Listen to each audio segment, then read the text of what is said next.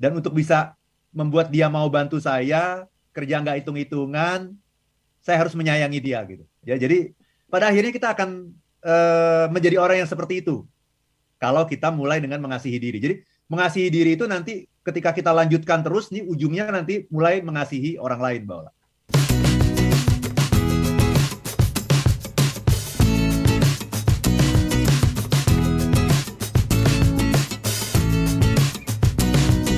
Tanda bahwa seseorang tuh sudah mengasihi diri sendiri tuh gimana, Pak Arfan? Silakan. Ya, ini pertanyaan bagus sekali nih, Mbak Ola. Kita memang perlu ini. Indikatornya apa bahwa kita sudah Ya. mengasihi diri kita sendiri? Indikatornya adalah pertama Anda merasa hidup Anda itu penuh gitu. Hmm. Hidup kita itu penuh loh. Banyak loh orang yang merasa hidupnya tuh ada yang kosong gitu. Di beberapa bagian tuh ada yang kosong. Iya. Jadi dia harus merasa hidupnya penuh gitu. Ya, yang kedua, orang yang mengasihi diri sendiri itu selalu melihat segala sesuatu itu dengan penuh cinta gitu. Oke. Gampang mendekati orang, gampang berhubungan dengan siapapun karena mindsetnya gitu. Mindsetnya selalu melihat segala sesuatu itu dengan cinta. Kenapa? Karena dia sudah terbiasa mengasihi dirinya gitu. Sudah terbiasa dia dengan mindset kasih itu sudah biasa melihat dengan mindset kasih gitu. Jadi ketemu sama atasan yang nyebelin gitu. Kemarin kelihatannya nyebelin gitu, tapi ketika dia sudah mengasihi diri sendiri, dia akan melihat justru atasan ini adalah fasilitas bagi saya untuk bisa naik level.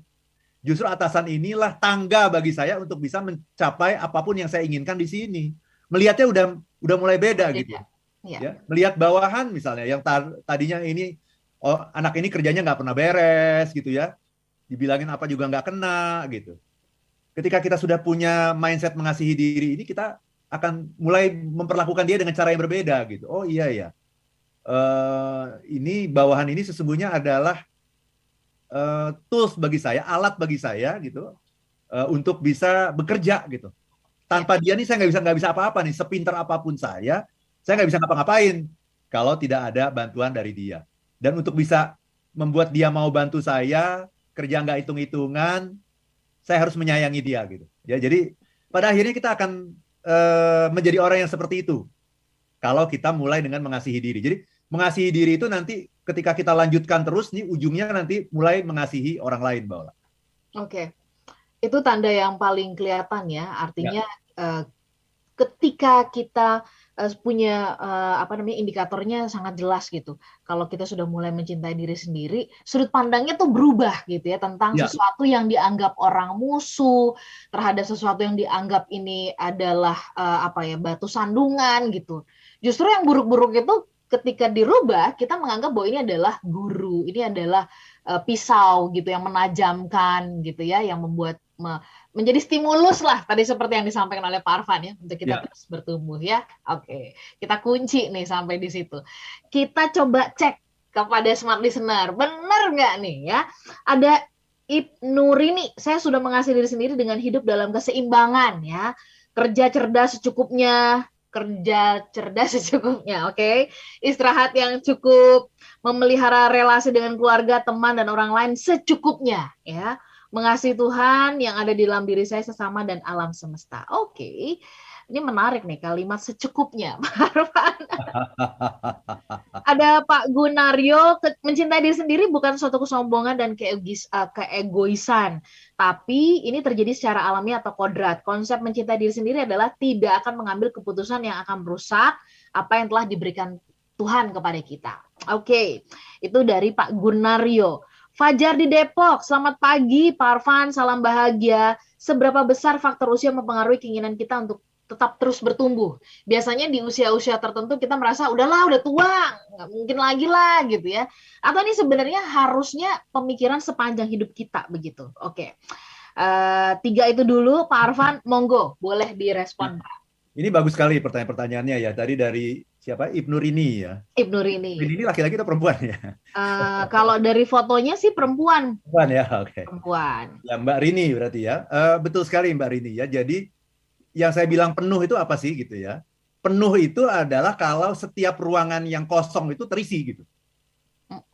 Nah, kita harus tahu dulu ruangan dalam yang kosong tuh apa gitu. Ruangan yang kosong itu apa? Ruangan dalam diri kita itu ada apa? Apa saja? Ada 4 ruangan. Kan kayak kalau rumah itu ada ruang tamu, ya Ruang kan? makan, tidur, Ruang makan, tidur kamar gitu tidur, ya. kamar mandi, gitu ya. Gitu. Nah, itu kan kalau rumah. Nah, kalau tubuh kita ini dianggap sebagai sebuah rumah juga. Ruangannya itu ada 4, Mbak Ola. Mm-mm. Empat-empatnya itu harus kita isi gitu. Karena kalau kita tidak isi, akhirnya jadi kosong. Nah, ruangan-ruangan yang kosong itu yang seringkali membuat hidup kita itu hampa gitu. Nah, apa saja 4 ruangan itu? Satu, ruangan yang namanya ruangan fisik gitu. Mhm. Jadi tubuh kita secara fisik ini harus kita kasihi, harus kita rawat, harus kita jaga, harus kita cintai gitu. Ya, apa itu yang secara fisik? Misalnya kita harus makan yang cukup, makan yang bergizi, makan secukupnya, benar ya, jangan berlebihan. Makan secukupnya, makan yang bergizi. Kalau sudah kenyang jangan dilanjutkan, gitu kan? Karena makanan makanan itu kan sebenarnya obat gitu, tapi ketika kita sudah kenyang masih makan, makanan itu akan menjadi racun bagi tubuh kita. Jadi nomor satu adalah secara fisik, ya makan yang bergizi. Kemudian apalagi tidur yang cukup. Nah ini orang yang kurang tidur nanti akan mendatangkan banyak penyakit. Ya tidur yang cukup. Kemudian olahraga juga penting ini. Tubuh kita tuh harus dilatih ini. Tuhan memberikan kepada kita otot-otot. Otot itu harus dilatih gitu. Ya, jangan stres. Ya itu ya. Nah, kemudian ruangan kedua dalam diri kita juga harus paham itu yang namanya ruangan emosional. Emosional itu apa sih? Emosional itu adalah berkaitan dengan hubungan-hubungan kita dengan orang lain. Ya, Stakeholder yang penting dalam hidup kita. ya, Siapa itu? Mulai dari keluarga inti kita, orang tua, betul. kemudian pasangan kita, anak-anak kita, Anak-anak ya. Oke. saudara, kerabat dekat, teman-teman dalam pergaulan, teman-teman di kantor itu kan ada atasan, ada anak buah, ada rekan kerja, ada customer juga, ya kan? Jadi Ya. kita harus tahu itu. Kita punya sekian banyak stakeholder dalam hidup kita, orang-orang penting dalam hidup kita, baik dalam kehidupan pribadi maupun dalam pekerjaan, itu siapa saja, dan kita harus punya hubungan baik dengan mereka. Gitu.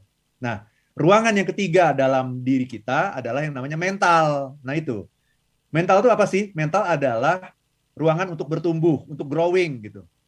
Jadi kita harus selalu mendapatkan tantangan, nggak boleh melakukan pekerjaan dari itu ke itu saja, karena akan membuat kita bukan semakin pinter, tapi semakin stuck gitu ya, semakin Ya. tidak berkembang gitu. Jadi kita harus cari sesuatu yang menantang, harus cari sesuatu yang belum pernah kita lakukan, harus cari sesuatu yang kita pikir kita nggak bisa melakukannya. Ada banyak sekali orang yang dengan atas nama mengasihi diri menghindari pekerjaan-pekerjaan semacam ini. Padahal hanya pekerjaan inilah yang akan membuat dia jadi orang besar. Kalau dia mengasihi diri sendiri, mestinya dia justru melakukan sesuatu yang belum pernah dia lakukan selama ini. Karena yang sudah pernah dia lakukan, dia sudah tahu hasilnya adalah saya yang seperti ini, itu adalah hasil dari apa yang sudah saya lakukan. Kalau saya ingin bertumbuh, saya ingin berkembang, ingin sukses, lakukan yang belum pernah saya lakukan. Nah yang keempat, yang terakhir, ruangan yang terakhir adalah ruangan spiritual. Nah ini juga seringkali kita lupa. Apa itu ruangan spiritual? Kita menjaga koneksi kita dengan Sang Pencipta, hubungan kita dengan Tuhan. Caranya bagaimana? Diatur oleh ajaran agama kita masing-masing. Itu ada semua aturannya lengkap, jelas. Juklak dan juknisnya gitu ya. Ya. Nah, lakukan itu sehingga Anda merasa penuh gitu. Jadi merasa penuh itu adalah kalau keempat ruangan dalam diri Anda itu terisi semuanya gitu. Ya. Nah, itu untuk Ibnu ini.